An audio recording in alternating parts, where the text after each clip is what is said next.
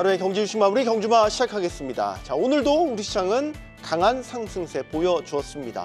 기관이 수급 주체로 공격적인 매수에 나선 가운데 트럼프의 관세 공격은 확실히 힘을 잃어버린 모양새입니다.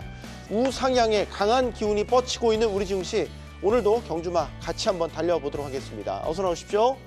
안녕하세요. 네, 요즘 참 투자할 맛 난다라고 이야기하는 목소리가 증권가 곳곳에서 들려 나오고 있는 것 같습니다. 일주일째, 7거래일째 올랐습니다. 이사님, 네. 이게 어찌 된 겁니까? 일단 뭐 수급적으로 봤을 때도 그렇고 일단 국내 수급 자금들, 그러니까 고객 예탁금이 계속 늘어나고 있고요. 네. 이 작년부터 계속 말씀드렸던 게 이제 신용 잔고 늘어나는 걸 보셔야 된다. 그럼 분명히 장은 생각보다 빨리 돌 거다라는 말씀을 드렸는데, 최근에 보시면 신용은 계속해서 늘어나고 있습니다. 이 얘기는 계속해서 순환매 형식으로 종목장이 되고 있다는 얘기거든요. 그리고 코스닥이 오늘은 아니지만은 코스닥이 유난히 강했었던 것도 그 종목장의 일환으로 빠른 순환매가 계속 지속되고 있다는 걸 보여주고 있는 거고요. 지금 구조에서는 여전히 저는 연기금이 계속해가지고 아래를 지탱을 해주고 있는 상황이고, 그다음에 이제 그 개인 수급들이 들어오는 상황, 그다음에 이제 외국인들 같은 경우는 지금 당장 뭐 적극적으로 사지 않더라도 결국 선물을 통해 가지고 일정 부분 걸고서 지금 들어오고 있다는 걸 놓고 보면은 결국 가지고 외국인들 역시도 환율만 조금 더 안정이 되면 더 많이 들어올 수 있는 여건은 만들어져 있다라고 보고 있기 때문에 당분간은 지수 자체에 대한 고민보다는 시장에서 이제 수익률을, 종목을 어떻게 찾아야 될 것인가를 계속 고민해야 될 것 같습니다. 네, 이제 2,700포인트 유가증권 시장 기준으로 가시권에 정말 딱 들어온 것 같습니다. 부장님, 오랜만에 경주만 나오셨네요. 네. 시장이 좋을 때 나오시는군요. 꼭 그렇지는 않고요. 알겠습니다. 네.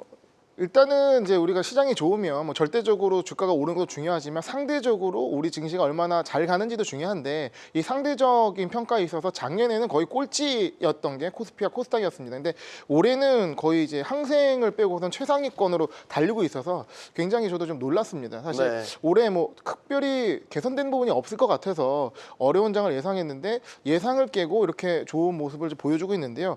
예상을 깨고 이렇게 좋은 모습을 보여줄까라 이유에 대해서 고민을 해봤는데 한 3가지 정도로 볼 수 있을 것 같습니다. 네. 일단 외부적 요인 2가지와 내부적 요인인데요. 외부적 요인은 일단 미증시가 버텨준다. 미증시가 관세 이슈에 대해서 흔들리지 않고 내성이 생겨서 올라가는 부분이 있고, 요 이제 내성에 대한 부분은 이따가 또 다시 말씀드리겠지만 어느덧 딥시크 쇼크 이후에 주가가 전고점으로 회복하는 모습이 나왔거든요. 그래서 일단은 미국이 버텨줘서 국내가 자는 부분이 있고, 매크로 부분이 굉장히 중요한데 금리라든가 달러화라든가 이런 부분들이 극단적으로 가지 않고 좀 안정화되는 모습이 나오기 때문에 수급 자원에서 국내 증시에 대해서 좀 긍정적으로 볼 수 있는 부분이 나오고 있습니다. 그래서 마지막으로 수급상의 이슈가 큰데요. 연기금의 순매수가 상당히 오래 지속되고 있는데, 네. 그러다 보니까 오늘 장에서도 이제 반도체나 2차 전지의 수급이 올라오는 것이 이런 연기금, 그러니까 즉 큰형님이 가기 때문에 증시가 좀 안정화를 찾고 있다. 이렇게 보면 좋을 것 같습니다. 확실히 투심이 살아난 게 오늘 새벽에 또 사실 트럼프발 관세 공격이 또 한 번 있었거든요. 그것도 구체적으로 25% 이 숫자까지 제시해가면서 있었는데, 오늘도 아랑곳하지하고 네. 매수 버튼이 눌러지네요. 네, 오늘 뭐 이제 그 부분에 있어서는 우리가 내성 이야기들을 많이 하는데 내성이 많이 생긴 것 같아요. 많이 생겼고, 우리가 트럼프 1기 때 했었던 내성들, 그때 이제 한번 엄청나게 겪었기 때문에 우리 이번에 트럼프 당선되고 나서부터 시작해서 투자자들이 좀 어느 정도 내성이 많이 생긴 그런 상황에 있었고요. 그리고 사실 작년에 그 트럼프가 당선되면서 나올 충격들이 우리나라 정치적인 이슈와 좀 겹치면서 리스크가 어떻게 보면 그때 당시 좀 희석이 됐었던 부분들이었던 것 같습니다. 그러면서 사실 작년에 좀 약간 막연한 이야기들이 좀 있었죠. 홀수에는 한국 시장이 항상 강했었고, 그리고 작년에 코스닥 시장이 전 세계 꼴등 수준이었기 때문에 올해는 항상 극과 극을 내달리는 코스닥 지수를 생각해 보면 코스닥이 올해는 좀 많이 되지 않을까 생각했는데, 일단은 그 상황대로 일단은 가고 있습니다. 그리고 지금 오늘 좀 유의미한 수준의 수급이 좀 있었던 것 같아요. 저는 개인적으로 이제 단기 지표로 이제 선물 쪽을 많이 보는데, 네. 오늘 선물 쪽에서 일단은 제가 사물세 출발하기 전까지는 1만 계약 정도 순매수가 일단은 잡혔습니다. 사실 근데 그것보다 더 유의미한 거는 사실 이거 1만 계약이 그동안 매도했던 거를 매수를 한 계약도 포함되기 때문에 이게 사실 정확히 해석을 할 수 없는데, 오늘 더 유의미한 거는 미결제 약정이 아까 보기까지 한 거의 9,000계약 정도 수준까지 미결제 약정이 늘어났다는 거거든요. 결국은 이거는 방향성을 나타내는 겁니다. 그만큼 외국인들이 좀 강하게 오늘 한국 증시를 들어왔던 거고 오늘 종목별로 굉장히 좀 변동이 심했는데 지난주 화요일에도 삼성전자가 세게 올라가니까 개별주들이 쉽지 않은 그런 흐름 나왔죠. 네. 오늘도 어제 같은 경우에는 바이오 섹터가 굉장히 좀 큰 상승을 했지만 오늘은 삼성전자, 하이닉스, 반도체 그리고 조선주가 급등을 하면서 대형주들 위주로 수급이 좀 몰리면서 다른 개별주들의 변동이 좀 엄청난 그런 모습들을 좀 보여줬습니다. 계속적으로 변동성이 큰 증시 양상을 보이는데 오늘 예를 들어서 어제 급등했던 뭐 ABL 바이오부터 시작해서 바이오 주식을 갖고 있는 분들은 저는 사실 크게 걱정할 필요가 없는 게 계속 오르락 내리락의 반복이지만 시장은 계속 저점을 높여가면서 상승하고 있는 상황이고 말씀해 주셨던 것처럼 연기금이 받치고 있고 오늘 외국인이 땡겼습니다. 이 말은 사실 앞으로의 악재보다는 호재에 좀 더 민감하고 그리고 기존에 나왔던 악재들이 더 최악으로 치닫지만 않는다면 그래도 아직은 상반기는 해볼 만한 증시 여건을 계속 만들어주는 거 아닌가. 일단 그렇게 생각하면서 지금 시황은 좀 그래도 긍정적인 뷰를 계속 보시면 좋을 것 같습니다. 네, 특징주 오늘 몇 가지만 짚고 본 토론으로 들어가려고 합니다. 어제 이어서는 원전주도 괜찮았는데 원전주가 이슈가 계속 있네요. 트럼프 대통령이 행정명령에 서명을 해서 SMR에 대한 이슈가 확 불거지더니 우리나라에서도 지금 아직 다 통과한 건 아니지만 11차 이 전력 수급 기본 계획에 원전의 캐파를 늘리는 이 부분들이 다 담기면서 전반적인 기대감들이 좀 군부를 짚히는 것 같습니다, 이사님. 원전 관련해 가지고는 우리가 이제 사실 그 내용보다도 이게 수급을 좀 많이 보셔야 됩니다. 네. 이제 제가 이제 계속 수급을 강조하고 있는데 최근에는 지금 원전 관련해서 우리가 지금 이제 딱 보고 있는 거는 일단 두산 에너빌리티를 우선 보고 있잖아요. 네. 근데 지금 최근에 현대건설하고 DLENC가 올라간 것도 역시 마찬가지로 원전 관련된 걸로 보셔야 됩니다. 이 얘기를 이제 말씀을 드리는 거는 이 3사의 주가 흐름을 보면 패턴도 비슷하고 수급도 보시면은 작년 1월 2일부터 올 어제까지 두산 에너빌리티 같은 경우는 그 외국인들이 순매수했던 규모가 5,300만 주고요. 네. 올해만 했을 때 1,000만 주가 넘어갑니다. 음. 현대건설 보시면은 현대건설 역시 수급을 보시면은 연기금 쪽에서 매수가 엄청 굉장히 강하게 들어오고 있거든요.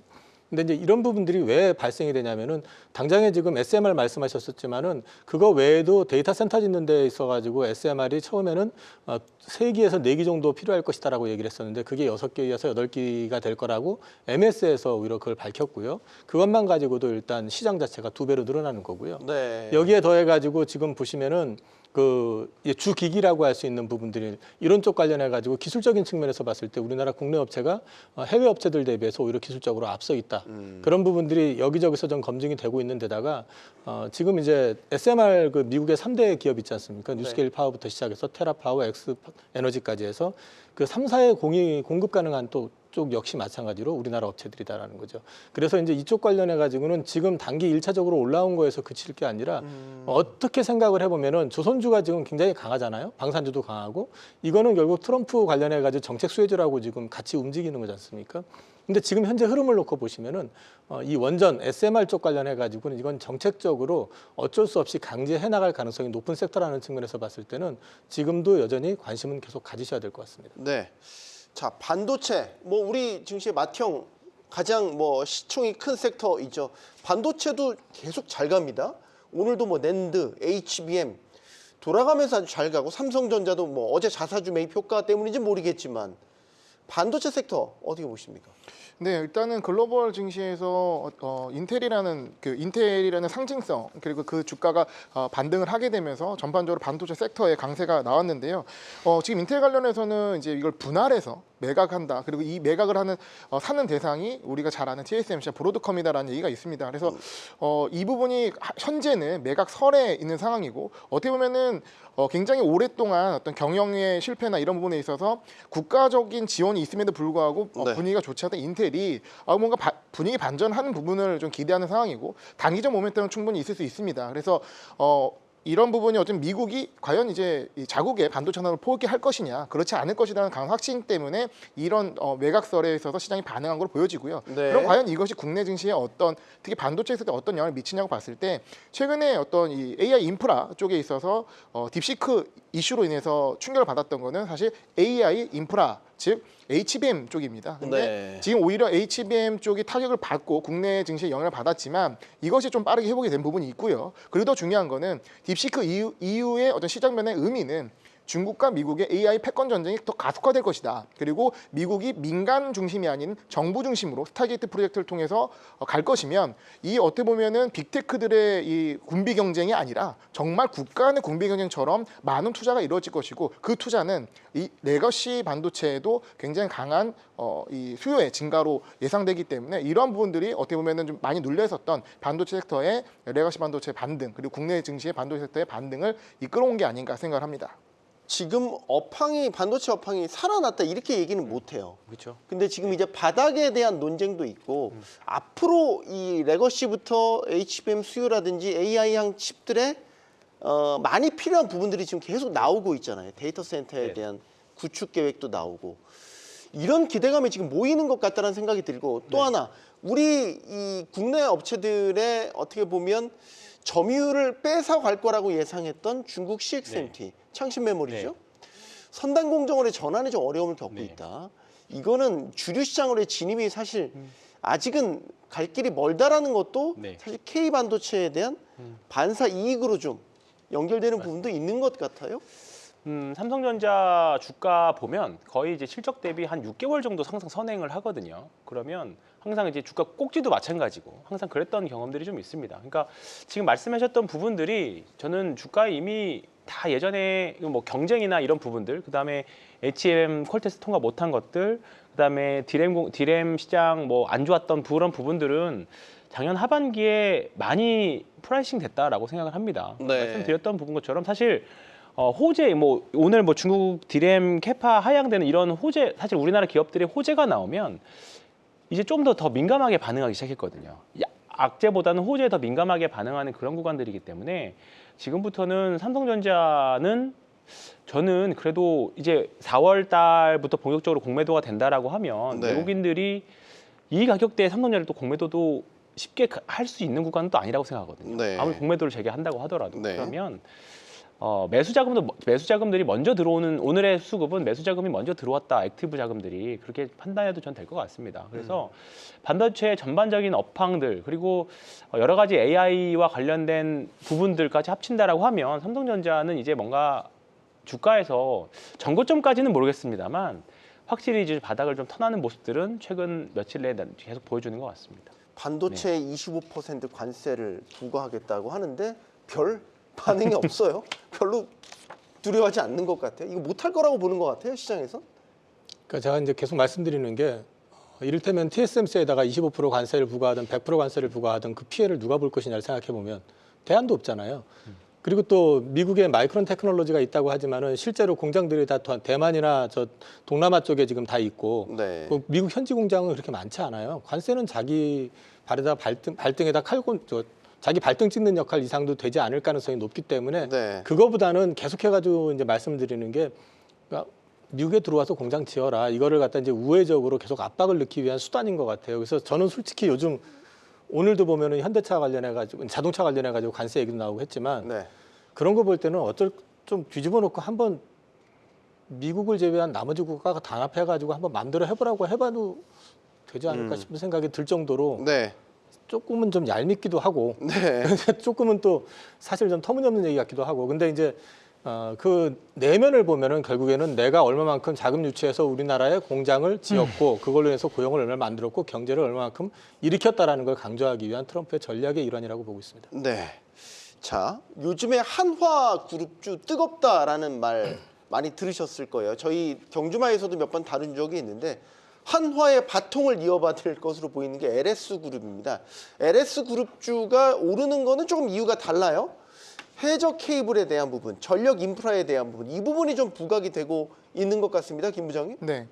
일단은 한국의 제조업 그리고 이제 어쩌면 하드웨어 파워를 보여주는 전형적인 케이스인 것 같습니다. 그래서 많은 그 새로운 기업들, 새로운 어떤 기술의 변화에 따라서 발맞춰 가려고 하는 것은 있지만 사실 그 토양을 만드는 건 상당히 오랜 시간이 걸립니다. 근데 LS 같은 기업 같은 경우는 기존에 강점을 갖고 있는 경쟁 있는 기술이 최근에 빛을 바라보고 있는 것이고요.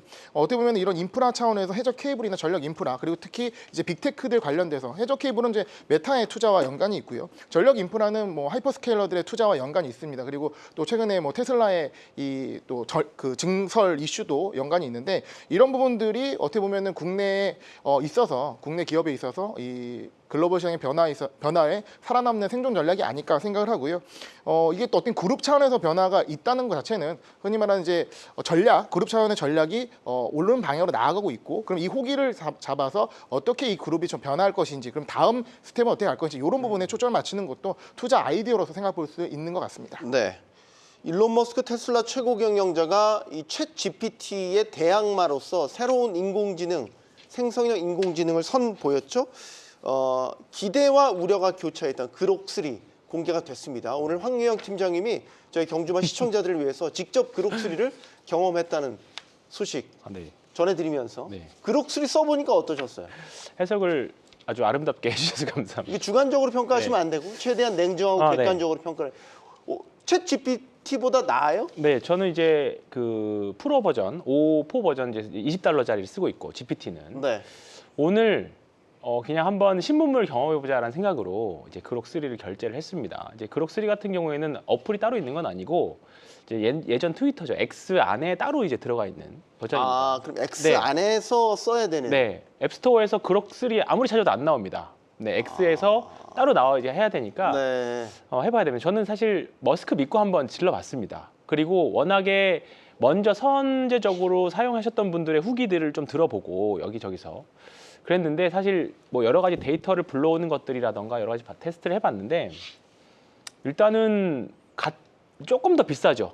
근데 제 생각으로는 훨씬 더 좋다라는 생각이 확실히 좀 들을 정도입니다. 아, 그래요? 네, 사실 지금 GPT의 딥 리서치가 월 $200, 그러니까 한 원화로 한 30만 원 정도 되는데 그거에 비하면 거기 사용자는 꽤 이탈이 저는 사실 많이 나올 수 있을 것 같다는 생각이 좀 들 정도입니다.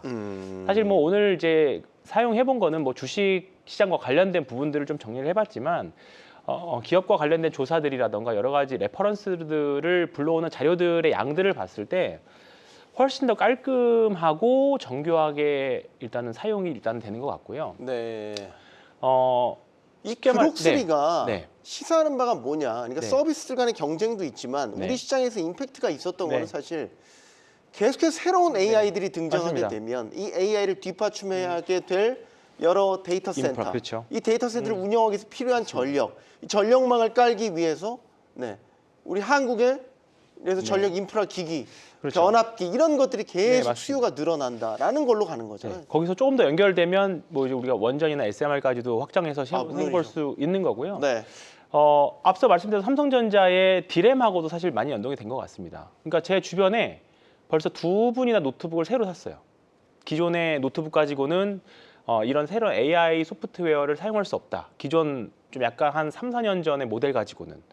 그러면서 노트북을 사용하기 시작했고 최소 사양을 32기가로 다들 램을 30에 맞추기 때문에 자연스럽게 레거시 반도체에 대한 수요는 늘어날 수 있을 것 같고요. 작년 이맘때쯤에 그 AI 온 디바이스와 관련된 자료들을 찾아보시면 AI 노트북 시장이 먼저 훨씬 더 개화될 거라는 전망들이 있었는데 그렇게 맞아 떨어져 간다라고 하면 올해 확실히 온 디바이스 AI와 관련된 뭐 AI 소프트웨어, 설계, 그다음에 뭐 D램 관련된 종목들은 충분히 투자 아이디로 될 것 같고요. 뭐 이런 부분들 전력망과 관련된 부분들 계속 올해는 여전히 투자의 한 축은 AI와 관련된 섹터는 무조건 한 테마로는 가지고 가야 될 또 한 해가 될 것 같습니다. 뭐 스타게이트 프로젝트도 그렇고요. 네. 다양한 AI에 투자하는 다양한 프로젝트들, 투자 계획들이 계속 나오고 있지 않습니까?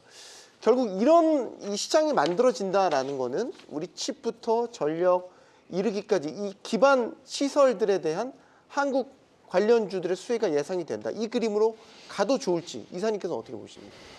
저는 지금 이게 AI 쪽으로 해가지고 결국은 이제 버블이 만들어지기 시작하는 거 아닌가 하는 생각을 좀 갖게 되거든요. 네. 아무래도 지금 초기 인프라 투자 관련된 부분들은 그 정도까지 할 필요가 없는데 싶을 정도로 이제 투자가 될 것 같아요, 지금요.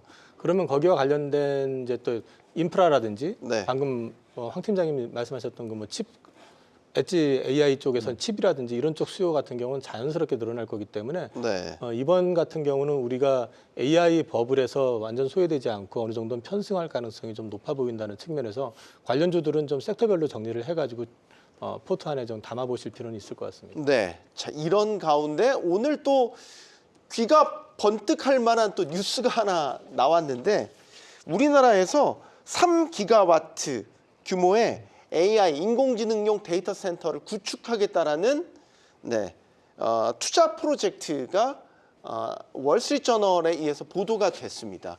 이게 뭔가 하고 봤더니 김 부장님, 네. LG 창업주인 구인엠 회장의 손자 브라이언 구가 이 3기가와트 규모의 이 데이터 센터를 짓는 투자 주체로 나선다. 이 소식이에요. 이거 어떻게 보십니까? 저도 관련 기사를 좀 살펴봤는데요. 네. 그러니까 일단은 규모가 3기가와트. 그러니까 지금 최근에 트럼프 당선 이후에 스타게이트 프로젝트가 1기가와트입니다. 그러니까 3배예요. 그러니까 뭐 그 타이틀 자체가 세계 최대 규모의 데이터 센터 건립 예정 이렇게 나오는데 이 부분에 대해서는 좀 앞으로 거쳐야 할 단계가 상당히 많이 있을 것 같고요. 과연 이제 자금은 어떻게 모을 것이며 그리고 중요한 건 돈이 있다 하더라도 GPU를 어떻게 확보할 것이며 그리고 그것을 뭐 글로벌 서비스를 한다고 하는데 입지 자체가 한국의 입지가 그게 적용이 될지 좀 많은 어떤 좀 정보와 어떤 준비 계획들을 들어야죠 우리가 판단할 수 있을 것 같습니다. 다만 이 시점에서 말씀드리고 싶은 거는 소버린 AI에 대한 우리 준비가 필요하다라는 겁니다. 그 젠슨왕이 얘기했던 소버린 AI를 굉장히 강조했는데요. 스타게이트 프로젝트도 마찬가지고 미중의 경쟁도 기존의 민간에 맡겨서 민간 기업들이 필요에 의해서 투자하는 것이 아니라 이거는 국가적인 사업이기 때문에 국가 차원에서 인프라를 깔아주고 그 토양 안에서 AI 기업들이 탄생을 해라 이런 부분도 있고 또 정부에서 AI를 써야 되는데 이거를 정부가 또 구축해야 되지 않겠습니까? 민간에 맡기는 것이 아니라 그런 소버린 AI 차원에 있어서 국내에서 이런 토양을 만들기 필요하고 그거의 필요는 당연히 데이터 센터에 이루어지고 있는데 그러니까 중국만 하더라도 지금 최근에 이 딥시크 이후에 오히려 미국과 다르게 AI 인프라 기업들의 주가가 많이 올랐습니다. 그거는 흔히 말하는 투자 열풍, 우리도 한번 도전해보겠다 하는 부분들이 많이 나오고 그 토양 안에서 많은 변화가 이루어질 텐데 우리나라 같은 경우는 그런 부분이 아직은 좀 미진하지 않나. 그러면 소버린 AI 차원에서 이런 어떤 프로젝트를 보고 어떻게 정부 쪽에서 관심을 갖고 주도적으로 나가야 할지 이런 부분을 고민할 때가 아닌가 생각합니다.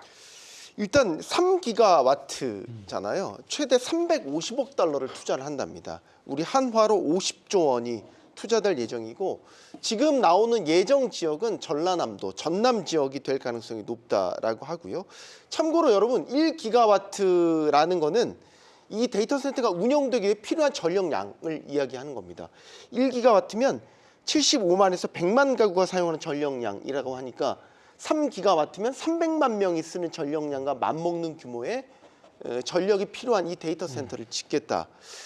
말만 들어도 어마어마합니다. 오늘 이 소식이 전해지면서 시장에서는 예를 들어 데이터 센터 열을 식히는 액침냉각 이런 관련주들도 움직였어요.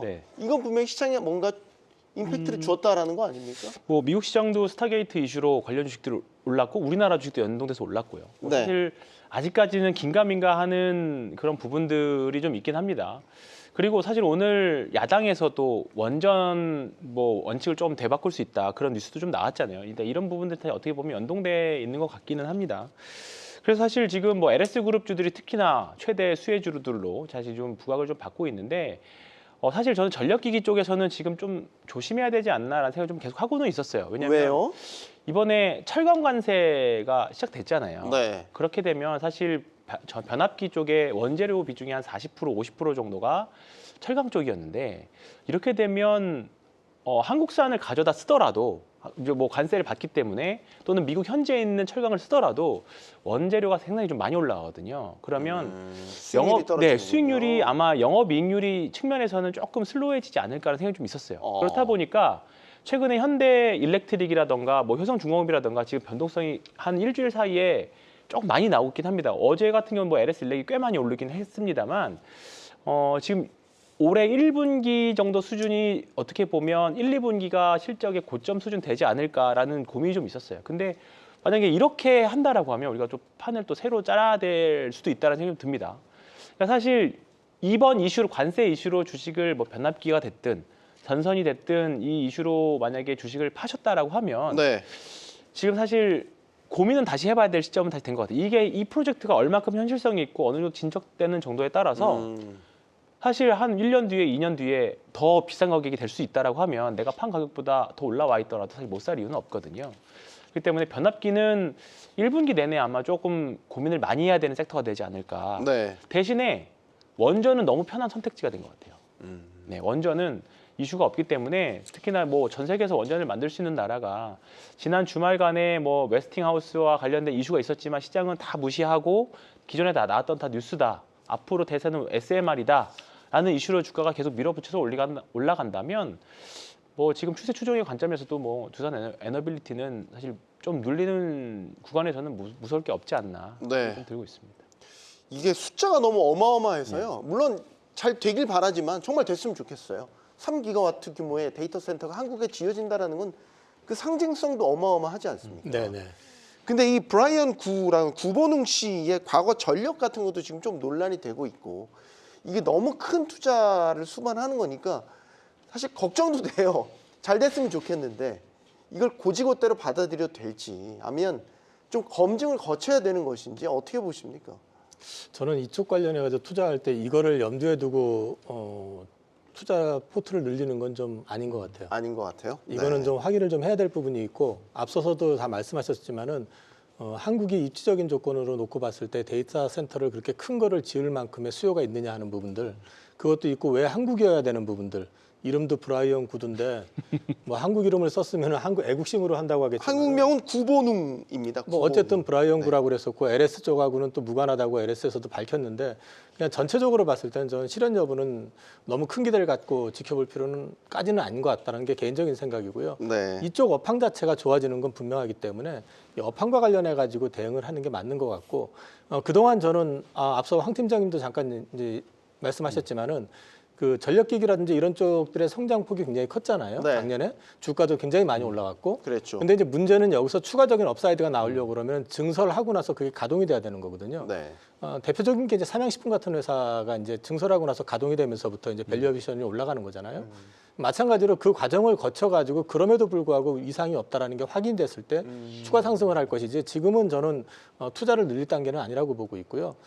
말씀하신 것처럼 오히려 작년 내내 그냥 5천만 주 이상 거래가 됐는데 네. 순매수를 했는데도 불구하고 주가는 박스권이었었습니다. 근데 이제 박스권 이제 돌파했던 그 뭐 두산이 됐든 아니면은 지금 최근에 앞서 말씀드린 것처럼 현대건설이나 DLNC 같은 회사들도 연기금 수급 같은 거 보시면은 굉장히 강하게 들어오고 있거든요. 근데 왜 이게 그렇게 들어올 수밖에 없냐면 좀 전에 웨스팅하우스의 말씀을 좀 하셨잖아요. 네. 문제는 뭐냐면 웨스팅하우스가 가지고 있는 건 그 기술에 대한 특허거든요. 네. 그러니까 아랫단에서 움직일 수 있는 회사, 실제로 만들어 본 경험이 있는 회사가 미국에 없습니다. 그렇기 때문에 이거를 직접 제작하고 또 만들어내는 역할은 결국 한국 회사들이 할 수밖에 없다라는 뭐 측면에서 한수원이나 두산이나 이런 기업들이 주인공이 뭐 되죠. 현대건설도 낼 수 있고. 현대건설도 예. 그러니까 결국에 가서는 우리나라 업체들이 인발부할 가능성이 높다라는 측면에서 봤을 때 오히려 투자의 방향을 데이터 센터를 가지고 단순히 전력기기 뭐 이런 쪽보다는 방향을 오히려 조금 이제 좀 움직이기 시작하는 회사들 그리고 그동안에 이제 수급 같은 거 한번 점검해 보시면은 오히려 그쪽이 더 편할 수도 있다. 그 말씀을 좀 드려보고 싶습니다. 알겠습니다. 자, 다음 자동차 이야기 해봐야 됩니다. 왜냐 관세 이 트럼프의 관세 지갑에 자동차가 콕 박혀 있었고 오늘 꺼내 들었거든요. 25% 관세 물린답니다. 자동차 미국으로 수출되는 자동차에 25% 관세를 물리면 괜찮을까? 현대차, 기아가 예전만큼 그러면 25%의 가격 부담을 안고 작년만큼 오래 팔 수 있을까? 이 걱정. 현실적으로 해야 되는 거 아닙니까?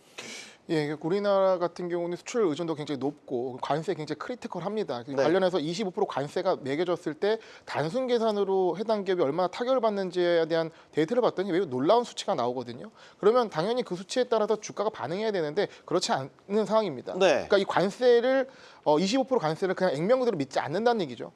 단순히 4월 달에 부과한다고 해서 아직 여유가 있어 이게 아니라 트럼프의 관세의 어떤 이 전략 자체를 시장이 좀 이해를 한 거죠. 트럼프가 관세를 매기는 게 이게 목적이 아니라 수단으로 보는 것을 시장이 인지를 하는 거고요. 그러면 네. 지금 25% 관세를 매긴다고 하지만 굉장히 신중하게 접근하는 것이고 다양한 사례들을 점검해서 적용할 것이기 때문에 지금 해당되는 이제 국내 기업들이 이미 이런 관세 전략이나 미국의 어떤 의도나 이런 거를 미리 준비한 부분이 많이 있습니다. 생산 기지라는 부분이라든가 연구 시설이라는 부분이라든가 미국에서 이제 하는 부분을 많이 구축해 놨기 때문에 네. 과연 이거를 뭐 맥락 없이 그냥 20%딱 때린다. 그거를 오히려 믿지 않고 오히려 이런 부분에 있어서 협상의 여지가 상당히 진행될 것이다. 이렇게 시장이 이해하는 것 같습니다. 트럼프는 이미 양치기 소년이 된 것 같은 시장에서는 이미 그렇게 보고 있는 것 같긴 한데 딱 그냥 단편적으로 보면 미국에 수출하는 자동차의 절반 정도는 우리 한국에서 만들어서 수출을 하는 건데 이제 그 절반이 25%의 대상이 되는 거잖아요. 이거를 올해 뭐 만약에 미국 생산을 늘린다고는 하지만 이게 완전히 트랜스포트 될 때까지는 좀 그래도 우여곡절을 겪어야 되는 거 아닌가요? 이렇게 되면? 일단 현대차가 하방을 막아주고 있는 이제 몇 가지 요인을 좀 먼저 말씀을 드리면요. 네. 현대차는 지금 최소 배당을 10,000원을 얘기를 하고 있습니다. 5%입니다. 네. 연으로. 그리고 두 번째는 뭐가 있냐면은 방금 말씀하셨던 것처럼 관세 부담을 말씀을 하시는데 관세 부담을 맞아가지고 이익이 급격히 준다 하더라도 올해 예상퍼가 5배 정도 나옵니다. 아직 저퍼군요. 저퍼인데 네. 지금 현대차에 대해서 다들 지금 자동차만 놓고 말씀들 하시잖아요.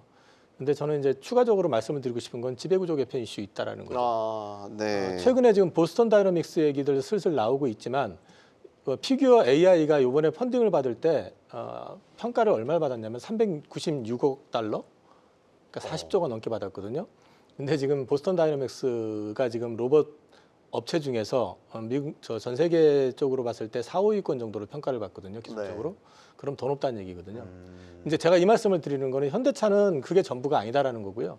자율주행 관련해 가지고도 준비가 좀 진행이 되고 있죠. 그러니까 사실상 테슬라를 얘기를 하자고 그러면 테슬라는 전기차와 자율주행 거기에 지금 가장 특화되어 있는 회사잖아요. 그리고 네. 밸류에이션도 엄청 높죠. 네. 현대차는 자율주행도 물론 테슬라만큼은 아직은 못 따라가고 있지만 하고 있고 거기에 더해 가지고 전기차 테슬라 다음이고요. 여기에 더해 가지고 또 말씀을 드리면은 내연기관하고 하이브리드에서도 역시 글로벌 탑티어급입니다. 그러니까 우리나라 기업이기 때문에 지금 저평가받고 있는 측면이 강하고 관세가 부과가 된다 하더라도 사실 이 부분에 대해서 크게 걱정을 할 필요가 없다고 생각하는 게 초기 몇 달 그대로 만약에 시행된다 하더라도 초기 네. 몇 달은 힘들 겁니다. 한 6개월에서 8개월 정도. 근데 연말쯤 되게 되면은 상당 부분이 미국 현지에 지어놓은 그 HMMACA라고 이게 이제 본격 100% 가동이 되게 될 경우에는 거기서만 미국 내에서 이제 판매되는 그 총 생산량이 미국에서 판매되는 판매량 기준으로 봤을 때 한 60% 이상이 되게 됩니다. 테슬라로 치면 기가 팩토리 같은 곳이죠. 생산 기지. 그렇게 네. 본다고 그러면요. 지금 실제 GM이 지금 미국 내에서 생산한 거를 미국에 판매할 수 있는 그 기준으로 놓고 얘기하면 한 65% 정도밖에 안 되거든요. 오히려 관세 부과를 했을 때 가장 큰 데미지는 GM이 받습니다. 네. 그렇기 때문에 이 부분에 대해서는 사실 이제 언론에서 너무 겁을 많이 줘요. 근데 사실 지금 충분히 대응이 가능하고요. 그다음에 이 부분에 있어 가지고는 앞으로 현대차에 대해서 저는 이게 빠지면 오히려 기회가 될 수 있다고 보고 있는 입장이기 때문에 네. 장기 투자하시는 분들 같은 경우는 너무 크게 걱정하실 필요는 없을 것 같습니다. 황 팀장님께도 좀 들어볼까요? 자동차 섹터에 대한 면역이 된 건지 네. 아니면 자동차 더하기 다른 로봇을 비롯해서 아니면은 주주 친화적인 어떤 그 배분 정책이라든지 이런 것들까지도 다 밸류에이션에 포함시켜야 되는 것인지. 저는 면역이 됐다라고 보는 게 맞을 것 같고요. 아까 홍준 부장님께서 말씀해 주셨던 것처럼 더 이상 이제 25% 관세는 사실 이제 뭐 어느 정도 다 노출된 전략인 것 같아요. 이게 뭐 너희들을 정말 우리 미국이 한 게 아니라 정말 이제 상호적으로 협상 수단으로 사용하는 거다. 이제 상호 관세는 이제 시장에서는 그렇게 받아들이는 부분들이 더 큰 것 같고요. 네. 저는 근데 이 자동차 섹터를 고민을 할 필요가 있나 싶기는 합니다. 왜냐하면 이미 시장의 주도주가 정해져 있는 마당에서 자동차 섹터를 고민하는 것 자체가 이거를 사야 되나 말아야 되나라고 고민하게 하는 섹터잖아요, 사실. 그러면 우리가 모든 섹터를 살 수 없다라고 하면 이것보다 사실 더 지금 좋고 매력적인 섹터가 많은데 굳이 우리가 자동차 섹터 내에서 싼 데 사서 버틸까를 고민할 이유는 사실 저는 좀 없다고 생각해요. 네. 근데 오늘 그나마 외국인들이 사주고 기존 거에 대한 내성이 생겼기 때문에 이 정도 올라온 거지 시장이 조금 안 좋은 분위기였다라고 하면 사실 뭐 관세 부과 또 이렇게 했다면 사실 조금 더 밑으로 내려갈 수도 있다고 생각은 합니다. 그렇기 네. 때문에 지금 자동차 섹터는 싸다고 보시기보다는 말씀하셨던 대로 배당주 위주의 투자 또는 뭐 나중에 다음 섹터로의 준비 정도 그냥 파일럿 물량 정도의 우리가 매매의 관점이 낫지 않을까 그렇게 생각합니다. 알겠습니다. 네. 의약품은 괜찮겠습니까? 의약품도 25% 플러스 알파의 관세를 부과하겠다는 트럼프의 계획이 나왔습니다. 그런데 의약품은 조금 자동차와는 상황이 다른 게 현지화하기도 힘들어요. 지금 상황에서 말이에요. 김웅김. 그럼 이건 타격이 있는. 오늘 그래서 삼성바이오로직스가 조정을 받았는지 모르겠는데. 사실 그 뭐 철강이나 아니면 자동차 같은 경우는 이제 관련 영향에 대해서 많은 기사들의 내용이 나와 있지만 네. 의약품에 대해서는 사실 이제 25%는 얘기만 나오고 구체적인 얘기 나온 게 없습니다. 그래서 근데 말씀하신 대로 어쨌든 자동차나 철강 이런 쪽보다는 준비가 매우 덜 되어 있기 때문에 타격은 있을 수 있다고 보여지는 것이고요. 사실 이제 바이오 쪽에 움직이는 부분들이 최근에 이제 어쨌든 미국과 글로벌 시장과 연동이 된 부분은 분명히 있습니다. 그러면 네. 지금 미국의 바이오 테크들이 왜 오르냐 봤을 때 일단은 가장 중요한 거는 금리거든요. 금리가 안정화되고 있다는 부분이 사실 어떠한 이유보다도 가장 선행하는 부분이 금리의 안정성, 금리가 인하되는 부분이 나와야 바이오 쪽 돈이 많이 들어가는 산업이기 때문에 네. 분위기가 나오는데 그런 차원에서 오히려 좀 영향을 받지 않나. 그리고 지금 관세 내 부분에 있어서는 아직 시점도 있고 아직 이게 뭔가 이게 제대로 나온 부분이 없기 때문에 그거에 대한 영향을 받는 건 좀 아닌 것 같습니다. 알겠습니다. 오늘 2차 전지 섹터도 상당히 뜨거웠습니다. 황 팀장님. 네. 오늘 왜 이렇게 뜨거웠던 거죠? 2차 전지는? 사실 관세 대상도 아니었고 네. 지금 실적 주요 기업들 뭐 다 나왔고 이제 네. 한번 모멘텀이 꺼졌는데 네. 오늘 왜 이렇게?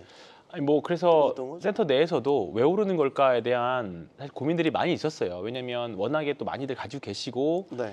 이 정도면 바닥이다라고 생각해서 이제 주문을 하시는 분들 꽤 있었기 때문에 또 위에서 계속 가지고 좀 물려 있으신 분들, 손실나 계신 분도 있기 때문에 사실 오늘 뭐 여러 가지 이슈가 있었죠. 뭐 중국에서 여러 가지 뭐 가격들이 좀 올랐다 그런 이슈들이 있었는데 저는 단순한 좀 수급 이슈이지 않을까 생각합니다. 네. 3월달 공매도 재개를 앞두고 사실 그동안 공매도를 신규로 못했을 뿐이지 그동안 해놨던 공매도는 계속 유지를 하고 있었던 부분들입니다. 이제 이 부분들이 커버링이 나오는 부분들도 좀 있었을 것 같고요. 그리고 사실 몇몇 기업들은 굉장히 좀 뭐 포스코홀딩스 같은 기업들은 굉장히 좀 싸져 있는 기업들이기도 하죠. 거기다가 올해 대주전자재료나 이수 스페셜티 케미칼 같은 경우에는 또 새로운 모멘텀도 또 갖고 있는 종목들이고 다른 이차전지 섹터 대비 먼저 선제적으로 좋은 흐름들을 먼저 보여왔었기 때문에 이 정도면 밸류에이션 콜까지도 같이 들어오는 부분들 아닌가. 최악은 지났다. 캐즘 현상으로 인한 주가 프라이싱이 작년으로 거의 마무리되고 올해는 사실 사놓고 기다리면 밀리더라도 크게 밀리진 않을 것 같다라는 전망들이 대부분이었고 저도 네. 동의를 했었기 때문에 이제 그런 부분들이 조금 이제 이런 수급 이슈가 있었을 때 좀 예민하게 좀 약간 낭중지주처럼 좀 드러나는 부분들이 아닌가. 저는 오늘의 상승은 그냥 수급적인 이슈로밖에 저는 사실 볼 수 없을 것 같습니다. 네. 네. 이사님도 2차 전지 관련해 가지고는 이제 최근에 좀 내용을 좀 점검을 해보시면요. 미묘하게 변화된 게 있습니다. 첫 번째는 2차 전지 주가가 바닥을 찍고 확 돌아서게 된 계기는 에코프로 그룹 실적 발표하면서부터입니다. 무슨 얘기냐면은 어닝에 대한 쇼크와 이제 이런 부분에 대한 우려가 끝이 났다. 실적 발표가 나면서 네. 이제 그 부분이 마무리가 됐다라는 거 첫 번째고요. 두 번째는 주가가 그 작년에 주가 급락하기 시작했었던 건 트럼프가 당선이 되면서부터였거든요. 그런데 이제 그 이유가 뭐냐면 결국 정책에 대한 불확실성에 대한 우려감이었잖아요. IRA 폐지한다부터 시작해서 AMPC도 뭐 없앤다 별 얘기가 다 나왔는데 최근에 나왔던 기사를 보시면은 GM하고 포드가 IRA 보조금 관련해 가지고 이거를 갖다 폐지를 하지 말고 3년에 걸쳐서 단계적으로 삭감하자라는 제안을 로비를 하고 있다는 기사가 나왔습니다. 네. 그러니까 이것 자체도 일종의 어떤 방향 전환하는 하나의 트리거가 될 수 있었던 계기가 됐었던 것 같고요. 여기에 지금 3월 3일부터 인터배터리 데이가 있습니다. 네. 근데 그렇죠. 갑자기 전고체 관련된 이슈들이 전고체 배터리 관련된 이슈들이 나오기 시작했죠. 현대차에서 직접 전고체 배터리를 지금 만들겠다고 얘기를 했고 엊그저께인가 보니까 비아드에서는 아예 27년부터 본격 양산하겠다. 이런 얘기 나오고 하면서 전고체 배터리 쪽에 대한 기대감도 좀 올라오고 있는 측면도 있고 오늘 같은 경우는 보시면 오늘 장 전체적으로 보면 시가총액 상위주들이 많이 올라왔잖아요. 일종의 패시브성 자금들이 한꺼번에 사들어온 측면도 분명히 있습니다. 네. 그리고 한 가지 앞서도 제가 그 두산 에너빌리티 관련해서 이제 수급 관련된 말씀을 드렸잖아요.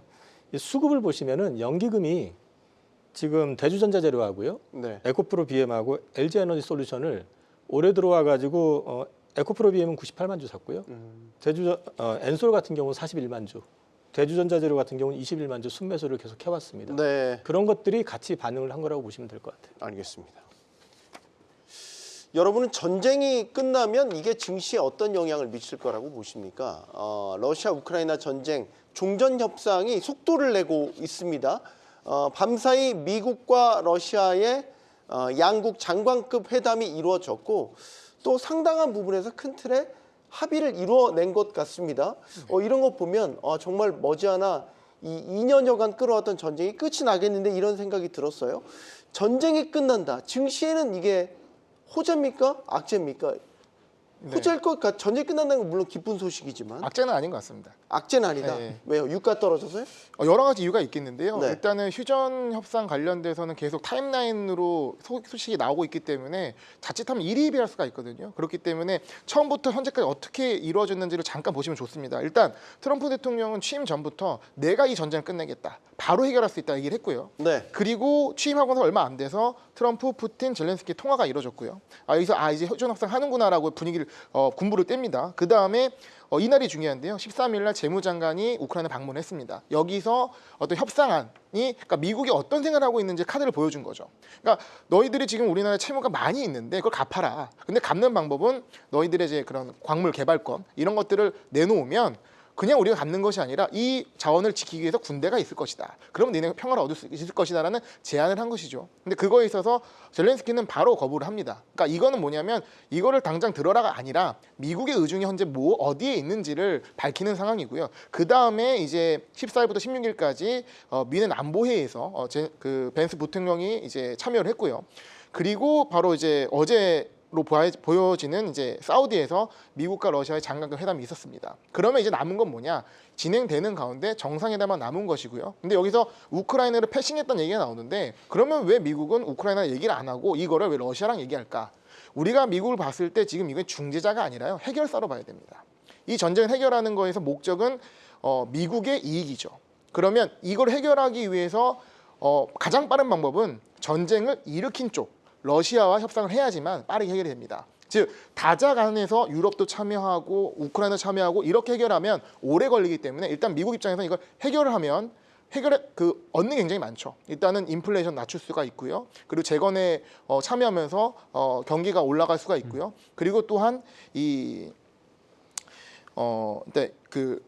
국채 이슈도 있습니다. 그러니까 지금 이제 미국의 국채를 누가 사줘야 되는데 네. 이런 부분들이 재정 발행에 있어서 중국과 러시아의 국채를 매수해주는 압력을 할 수도 있고 또 러시아와 중국과에 가까워지는 부분을 견제할 수 있는 그러니까 즉 패권 전략에서 굉장히 중요한 부분이기 때문에 움직이는 거거든요. 그러면 미국은 이거를 분명히 해결료가 들 것이고 그러면 어쨌든 방향적으로 시간이 걸리더라도 한 4월 정도로 예상하고 있거든요. 그 안에 정상회담을 통해서 이걸 해결하는 방법으로 갈 것이다. 근데 그 방법이 모두가 윈윈한 전략이 아니라 약간은 강압적으로, 약간은 압력을 써가면서 해결하는 쪽으로 미국이 이끌어가지 않을 것이냐. 그럼 그 가운데서 우리나라의 방향은 직접적인 수혜보다는 좀 간접적인 수혜를 예상하면서 움직이게 네. 되지 않나 생각합니다.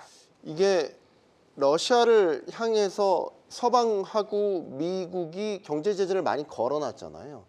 이제 만약에 종전 협상이 다 타결이 되면 이런 경제 제재가 좀 풀리겠죠. 그럼 예를 들어서 러시아산 원유, 러시아산 LNG, 천연가스 이런 것들이 뭐 시장이 좀 풀린다라는 얘기 아닙니까? 네네. 이런 것들을 트럼프가 노린다고 봐야 되나요? 경제적 입장에서 보면. 그러니까 트럼프는 사실 경제적인 입장에서 막 당장 이제 얘기를 할 수 있는 거는 우크라이나 지원했던 돈 이상을 지금 뽑아내고 싶은 게 가장 큰 목적이겠죠. 뭐 히토류를 비롯해서 그러니까 광물에 이제 대한 광물과 우선 관련된 원. 것들을 이제 가지려고 할 것이고, 그걸 이제 약속을 받기 위한 그런 이제 수순을 밟으려고 러시아를 통해 가지고도 이제 그걸 갖다가 이제 요구할 가능성이 있고. 네. 근데 이제 문제는 사실 이제 그 트럼프의 정책 전략보다도 그걸 통해 가지고 우리가 확인할 수 있는 거는 우리나라에 그게 어떤 파장을 줄 것이냐 하는 부분하고 이제 국제 정세 속에서 돈 없고 힘 없으면 정말 서러운 게 인간사에서 가장 더 그 격렬하게 보여줄 수 있는 데가 국제사회구나를 다시 한번 확인해 줄 수 있다는 거. 그런 맥락에서 놓고 얘기를 한다 그러면 우리 같은 경우는 우리가 우방이고 그동안 우리한테 계속 요구했었던 게 뭡니까? LNG선이잖아요. 그런데 그 부분에서 LNG를 갖다가 만약에 풀어준다고 하면은 그게 그렇게 많이 필요할까요?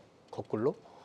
근데 이런 또 딜레마가 있을 거예요. 그래서 지금 사실은 트럼프 대통령이 지금 얘기하는 이런 부분들을 종합적으로 놓고 보면은 이쪽 저쪽으로 막 질러놓고 나서 그걸 하나씩 풀어나가는 그런 식인 것 같아요. 그래서 네. 지금 나오는 얘기를 가지고 무조건 이렇게 할 것이다라고 이제 생각하시는 것보다는 전체적으로 그 안에서 조금씩 조정을 해나가면서 틀을 맞춰갈 거기 때문에 앞으로 어떻게 진행이 될 것인가를 조금 더 지켜봐야 될 것 같습니다. 네. 이게 우리한테 직접적으로 이제 러시아 우크라이나 전쟁 좀 휴전으로 갈 것 같다 이런 얘기 네. 나오면 주목받았던 게 재건주 그렇죠. 뭐 이런 것들이잖아요. 네. 지금 아예 이제 종전을 이야기하고 있단 네. 말이죠. 그럼 새롭게 우리 증시에 미칠 영향이 네. 또 새로운 관전 포인트가 생길까? 어떻게 보십니까? 저는 사실 뭐 매매용 소위 말해서 재건 테마라는 말로 사실 시장에서 회자가 되고 매매들을 많이 하시는데 사실 뭐 지금 대장주로 보이는 종목들 뭐 전진건설로봇 같은 경우에는 사실 유럽보다는 미국 쪽에 수혜를 더 많이 받을 수 있는 사실 기업 내용으로 보면 그런 종목이기도 하죠. 그리고 사실 이번에 전쟁을 많이 했던 지역 보면 콘크리트를 많이 사용했던 지역이라기보다는 사실 농지에서 사실 많이 전쟁을 했어요. 그렇기 때문에 사실 어떻게 보면 목재 쪽이 더 많은 이런 뭐 사실 뭐 그 농기계류는 사실 좀 수혜를 볼 수 있을까라는 생각이 좀 들지만 사실 우리나라 기업이 과연 진짜 실제로는 얼마나 많이 들어갈 수 있을까? 왜냐하면 그 피해나 이런 부분들에 대한 물자를 쏟았던 건 유럽 주변 국가들이기도 하고 전쟁 당사자들이기 때문에 한국 기업들이 아무리 뛰어난 기술력을 갖고 있다고 하더라도 한국 쪽까지 얼마나 많은 파일을 가지고 올 수 있을까? 특히 한국에 있는 작은 기업들까지도 테마주로 분류되는 기업들까지도 그런 관점이었는데 어쨌든 뭐 주가가 올라가고 관련주 이슈로 뭐 테마주의 속성이라는 게 그런 거니까 네. 그렇긴 했습니다만 사실 이번에 종전 발표하고 나서 종목들은 사실 생각보다 좀 더디게 가고 있고 거래량들도 네. 좀 터지고 있습니다. 전형적으로 내러티브가 먼저 나온 상태에서의 이런 뉴스들은 세론으로 작용하는 케이스들이 많아요. 실적이 받쳐준 상태에서 내러티브가 붙으면 지금의 조선이 대표적이라고 볼 수 있겠죠. 실적이 이미 1, 2년 전부터 꾸준히 쌓았는데 트럼프라는 모멘텀이 붙으면서 주가가 폭발적으로 가는 거는 세론이 나오기 쉽지 않습니다.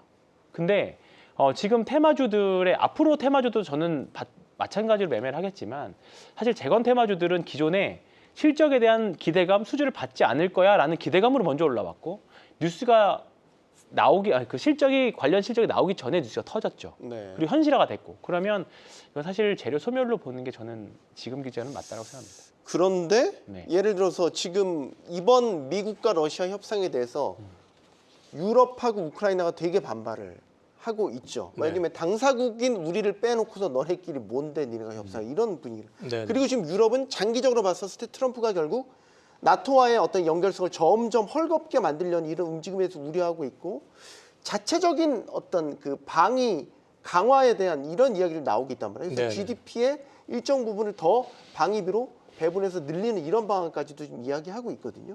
그래서 사실 어제 방산이 좀 움직였던 부분들도 있고요. 네. 이게 지금 그냥 머릿속만 그려지는 게 아니라 유럽 국가들이 움직이고 있다고 봐야 되지 않나요? 그러면 우리 방산주 같은 경우는 새로운 모멘텀을 또 맞이하게 되는 건 아닌가요? 일단 제가 말씀을 드리는 거는 먼저 제가 방산 포지션을 많이 줄였기 때문에 편견이 있을 수 있다는 걸 전제로 말씀을 드립니다. 근데 이제 바이어스가 있군요. 네. 방산 쪽 관련해 가지고 유럽 방산주들이 계속 올랐어요. 최근에 굉장히 강하게. 근데 이제 그게 어떤 의미인지를 생각을 해보면은요. 이제 국가별로 지금 방위비를 계속 올리잖아요. 국방비를 계속해 가지고 이제 GDP의 5% 수준까지 올리라고 트럼프는 요구를 하고 있고 지금 평균적으로 봤을 때 2%가 채 안 되는 거기 때문에 엄청난 규모의 자금이 이제 국방비에 투자가 될 것이다. 이렇게 이제 얘기를 한다고 하면 그 기대감으로 올라가는데 그런데 역으로 생각을 해보면은 네. 라인메탈이라든지 이런 회사들 주가가 급하게 올라간다는 얘기는 그들 역시도 거기에 대한 준비를 시작했다는 얘기입니다. 그러니까 우리나라 방산 업체들이 폴란드에서 갑자기 잭팟을 터뜨렸던 거는 그쪽이 전혀 준비 안 된 상태에서 현실적으로 가져올 수 있었던 게 우리 기업이었기 때문에 가능한 거였거든요. 그래서 이제 한국 같은 경우는 이제 끝이다라고 말씀을 드리려고 하는 게 아니라 기대감 자체를 갖다 너무 키울 필요는 없다. 대신에 유로존 쪽보다는 오히려 중동이라든지 동남아라든지 남미라든지 좀 다른 쪽을 공략을 해가지고 그쪽에서 새로운 시장을 찾아야 될 것 같고 저는 개인적으로 봤을 때는 지금 밸류 내에서 추가적으로 크게 업사이드보다는 좀 당분간은 좀 기간 조정이라도 좀 받지 않을까라고 개인적으로 생각을 하고 있습니다. 네. 영국 일간 텔레그래프가 보도한 내용도 충격을 주고 있습니다. 트럼프 행정부가 우크라이나 정부에 보낸 재건 투자 기금과 관련돼서 앞으로 어떻게 운영을 하고 어떤 권리 배분을 갖는지에 대한 초안을 가지고 보도를 한 내용인데 충격적이에요. 전쟁에 대해서 받은 지원에 대한 대가로 5천억 달러를 갚으라고 요구했다. 이게 720조 원 이야기를 하고 있더라고요. 재건 투자 기금이 얼마나 되길래 한 국가 이 우크라이나가 720조 원을 갚을 역량이 될까? 이거는 사실 영원한 경제적 식민지로 만들려는 것 아니냐라는 평가가 나오고 있어요. 근데 이게 우리한테 시사하는 바는 재건 시장이 엄청나게 열린다라는 것도 또 이야기가 될 수 있거든요. 네. 부장님 어떻게 보십니까? 일단 트럼프의 선제적인 멘트는 우리가 좀 조절해서 물론 걸러들어야 그렇죠. 된다는 거는 여러 경험을 예. 통해서 인지하고 있습니다. 일단 전략 자체가 항상 때려놓고 그 다음에 이제 수습하고 이제 해결하고 얻어내는 전략이기 때문에 일단은 충격적인 숫자를 제시하면서 뭔가 행동의 여지를 줄이게끔 우크라이나의 움직임을 만드는 상황이고요. 그리고 지금 어떻게 보면은 우크라이나 요구하는 부분이 이제 자원 개발권이잖아요. 그러니까 이거는 미국에 있어서 굉장히 중요한 뭐 최근에 시베리아, 알래스카 시베리아 쪽도 있고요. 그리고 중국과의 견제에 있어서 패권 전쟁을 하기 위해서는 자원 확보가 굉장히 중요하기 때문에 그린란드에 대한 그리고 이제 러시아와 지금 국부펀드 얘기도 자원에 대한 얘기를 많이 하고 있습니다. 그래서 네. 이런 자원 확보 차원에서 그러니까 AI 전쟁도 벌이고 있지만 이 자원 전쟁, 에너지 전쟁도 같이 벌이고 있는 부분이거든요. 그래서 미국의 의중이 거기에 있다라는 부분을 확인할 수 있는 것 같고요. 그리고 뭐 국방과 이 이제 재건 사업에 대해서 관심이 많은데 특히 국방 관련해서 이제 국내 투자자분들 사업 계획도 많기 때문에 한 가지 좀 말씀을 드리면 국방 하면 딱 이제 미국 기업들을 많이 떠올리는데 이걸 좀 분리해야 됩니다. 그러니까 지금 미국 같은 경우는 이제 정부 효율부 때문에 이 국방 개혁이 이루어지기 때문에 조정을 받을 수 있고요. 글로벌 방산주 쪽으로 접근하시는 게 좋을 것 같습니다. 네, 알려주세요. 알겠습니다. 자, 증시의 드라마틱한 반전이 참 반갑습니다. 그러나 비관론이 팽배했던 게 생각해 보시면 불과 2달 전입니다. 지금의 상승세를 충분히 즐기되 흥분해서 오버페이스는 하지 말자라는 얘기입니다. 경주반은 내일 다시 오겠습니다. 고맙습니다.